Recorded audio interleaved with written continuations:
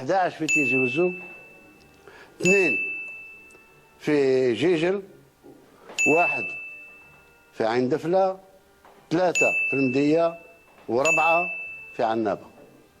وانا ماشيين تحريات مستمرة.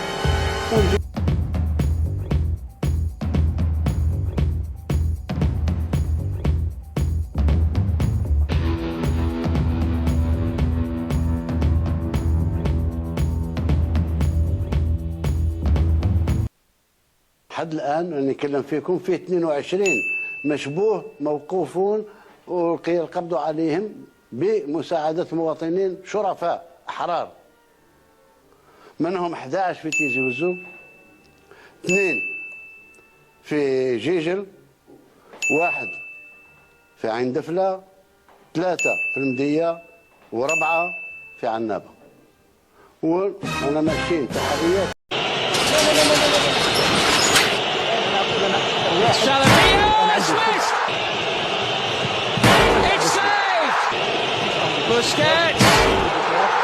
وما هي المواضيع اللي يحبوا يثيروها وكيفاش يبوستوها وكيفاش يحركوها. والله العظيم غير الآن أصبحت لدي فكرة كاملة وخارطة قدامي كاملة للحروب السيبرانية كيف يخوضونها. وممكن نخصص حلقة إن شاء الله الجاية نحكي على الأساليب، الخبرة نتاعي خلال هذه السنة اللي فاتت كيفاش ونعطي لكم بالضبط إن شاء الله في الحلقة القادمة نعطي لكم يعني هذا هو المغاربة اللي فازوا على إسبانيا طبعا الدور الثاني مع البرتغال منه أنهم يفوزوا. أنا مانيش ضد، ولكن صعب أنهم يفوزوا مع البرتغال، ولكن استغلال مفرط، استغلال.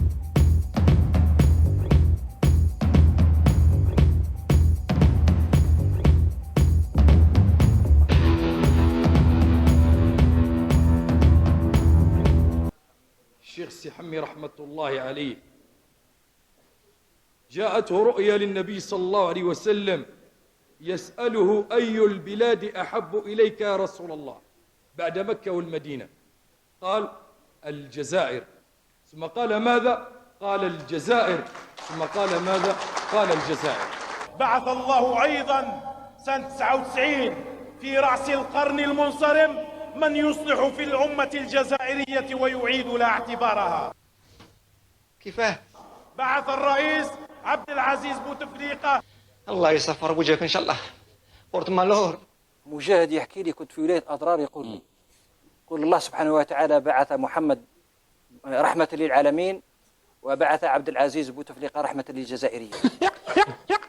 سورة البقرة رقم 184، البقرة 184 يقول لك وعلى الذين يطيقونه فدية. يعني الإنسان اللي يقدر يصوم وما يحبش يصوم ما يحبش، ما نفحتلوش يصوم، هو قادر على الصيام، ما عنده حتى مرض، ما عنده حتى مشكل، لكن ما حبش يصوم، لا يريد، لا يختار أن يصوم، عليه فدية. أنا في رأيي يعني كمختص في الشريعة أنا أرى أن الصيام اختياري في الإسلام، اختياري. رمضان نهضر على رمضان صيامه اختياري لأنه بدأ هكذا في القرآن، في الشريعة، في التشريع الإسلامي بعد الهجرة. تشريع الصيام بدأ على الاختيار ولم يبدأ على الإجبار، على أساس الإجبار. كتب عليكم الصيام على الاختيار، ركن من أركان الإسلام. نعم كتب عليكم كركن، لكن اختياري مش إجباري، بدليل آية الفدية. الأسبوع الماضي الراية الجزائرية كانت في السماوات، وعن قريب سترفرف كذلك.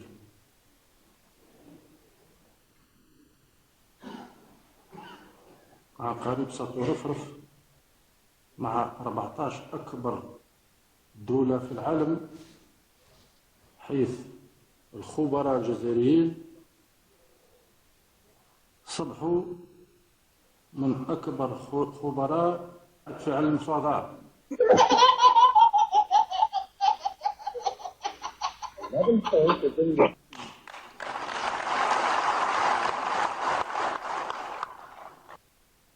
ربما لا تعرفون بأن بلدكم الآن لها القدرة لتستضيف 2 لكوب دي موند، 2 مش وحدة.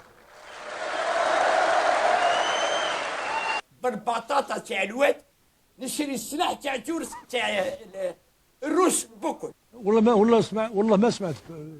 الروس بوكل. تروح للسوق ولا ما تروح؟ نروح. شحال ديال البطاطا ليا؟ البطاطا شحال ديال؟ البطاطا اليامات هذه راهي رخيصه شوي.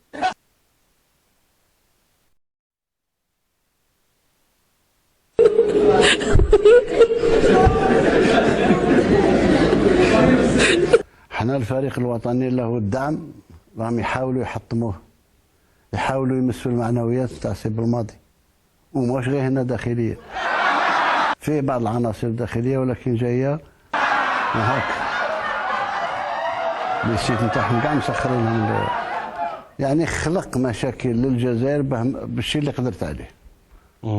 كون صابوا حتى هذه النوه هذه اللي عطاها لنا المولى عز وجل، كون صابوا السحاب داوه جهه اخرى. دروك بالنسبه للسياسه نتاعنا، بالنسبه انا التزمت، اعوذ بالله من قول تعالى، انا الشيء اللي باش نديرو توعدت به كتابيا، ماهيش مجرد يعني احلام بعثها للمواطن انتخابيه وشعبويه، ولا تبع خطه بخطه فيها 54 التزام. اعتقد وراسخ في ذهني ان لما ننتهي ب 54 تكون جزائر اخرى. بهذه الطريقه فلا نصنف كلام الله، فلا نصنف كلام الله تعالى كالتراث. قال لي الشيخ طه الجاد البارح وهو يسمع في الشريط، قال لي يا ليتني مت قبل هذا واغمي عليه. يا جماعه يا جماعه مش تراث، انا منشط. ليس تراث، القرآن كلام الله. انا ليس تراث يا جماعه انا هنا، تراث. اسمحوا لي يا جماعه، القرآن لا تراث، معليش. القرآن لا إذن يمثله لا تراث. كما تعرفون ان